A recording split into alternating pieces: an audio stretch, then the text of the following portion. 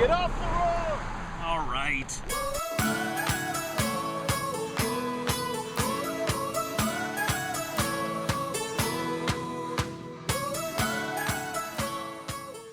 Hi, I'm Mike of Mike's Road Trip. On this episode, I feature a very special experience here in Montefollonico, Italy, brought to you by Allianz Travel. So for the next week, I'm here at Cook in Tuscany, which is a cooking school located on a rural hilltop village overlooking the fertile farmlands and rolling hills of Tuscany. So come along with me and let me show you around. Hi, I'm George. And I'm Linda, and welcome to Cook in Tuscany.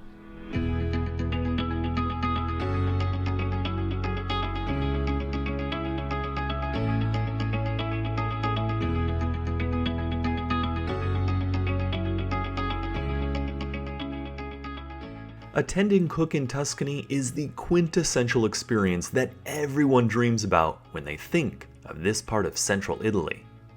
The region is the personification of the country, with a terroir that produces the best wine and olive oil the world over.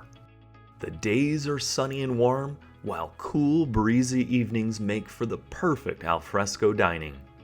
In addition to learning how to cook some classic Italian dishes, each day is filled with a new and unique experience. When you attend Cook in Tuscany, you're not just stuck in one location for the entire week. You take daily field trips to neighboring villages where you learn from local chefs, wine taste with connoisseurs, and sightsee some lesser known and undiscovered parts of Tuscany. While at Cook in Tuscany, they have a number of side excursions where you get an opportunity to stroll around some other neighboring hilltop communities. Day one is arrival, with an introductory meal to get to know everyone, along with an overview of the itinerary and a tour of the Lechuza property, the host hotel of Cook in Tuscany. And by the way, the accommodations are quite special, with each of the 18 rooms offering all of the comforts of a luxury hotel.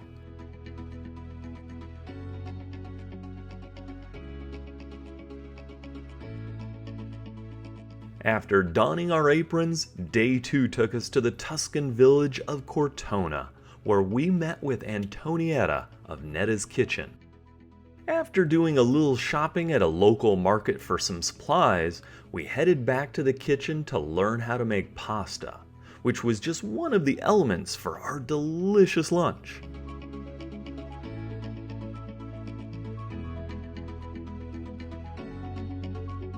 We then had an opportunity to explore the village and do a bit of shopping. And by the way, Cortona is the place where the famed book and movie Under the Tuscan Sun took place. That evening, we strolled up the street from Lechuza to the walled part of Montefollonico, where we had an exceptional meal at La Botta Piana.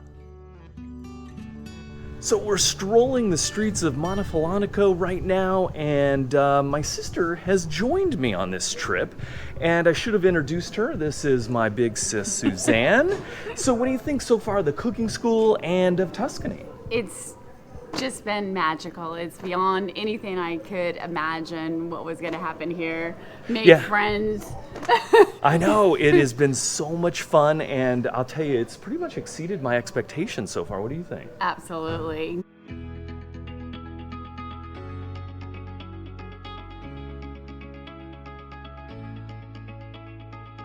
Later that morning, we were back at La Botta Piana for a cooking class where some serious fun ensued. George queued up some music and everyone started dancing while making pasta. Soon, it was line dancing around the restaurant. After lunch, we headed to a couple of nearby villages. The first was Montefollonico, which is a popular place for its hot spring. Our next stop was to Pienza, which was named for Pope Pius II, who was born here in the early 15th century. Here we had a chance to explore a bit while taking in this superb Renaissance architecture and the incredible views that make Tuscany so popular. On day 4, we took over the kitchen at Lechuza, where we started off making a fried eggplant dish. Then we started on a chicken dish and other accoutrements to the meal.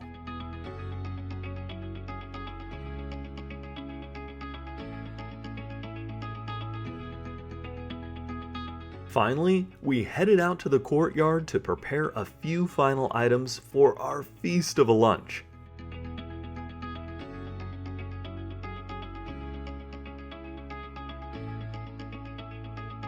Of course, while cooking in Tuscany, a glass of wine is always essential.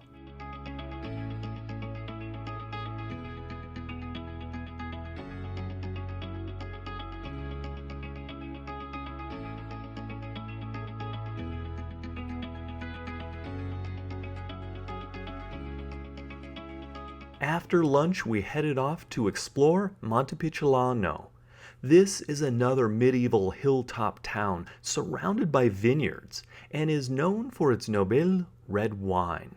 In addition to seeing artisans at work, we toured this incredible wine and vinegar cellar and shop. We then did something I have never done before, truffle hunting.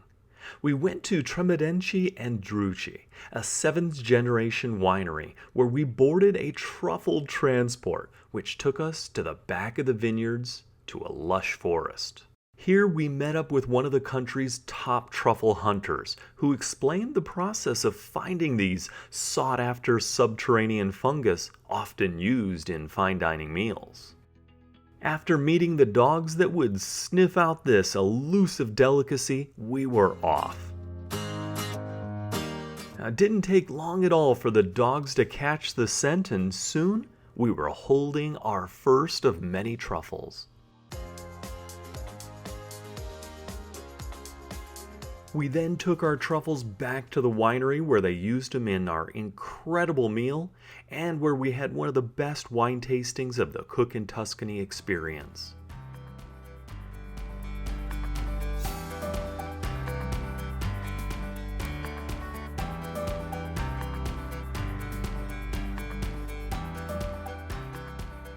So right now we're at an organic farm where we're learning how cheese is made and also getting our hands into some artisan bread. And then we're gonna have lunch overlooking this incredible valley of Tuscany.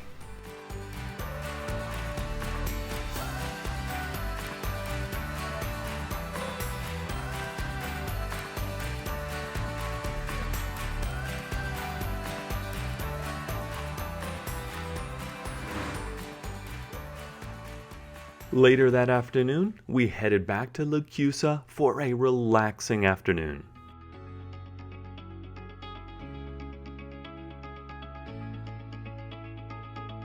We finished the night off with dinner at the on-site restaurant where someone had a birthday. Each morning, my sister and I would enjoy breakfast outside, taking full advantage of those Tuscan views. This would be our last full day at Cook in Tuscany, and we were in for a treat. We stayed at Lechuza for the day, and our cooking class was taught by none other than Dania Masati, famed Michelin star chef, cookbook author, and former owner of the restaurant and hotel in which Cook in Tuscany takes place. We headed out to the garden to grab a few items for our meal, then marched back into the kitchen to get to work. Some of the items we prepared were stuffed squash blooms, risotto, and a chicken dish. When it came to dessert, one of the items we made was a spun sugar garnish, which is when the entertainment portion of our program really kicked off. Everyone was dancing to music, and it was a riot watching everyone's unique technique.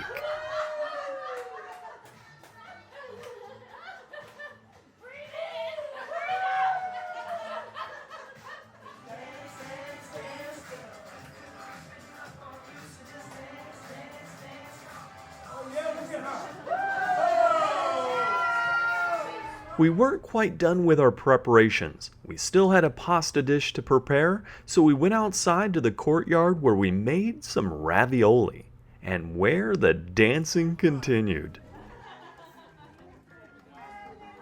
After our meal and having a few autographs signed, we said our goodbyes to our new friends.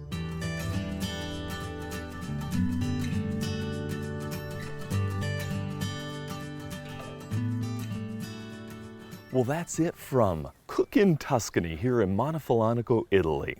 I hope you enjoyed this video, and if so, please hit the like button and don't forget to subscribe for more road trip travel videos.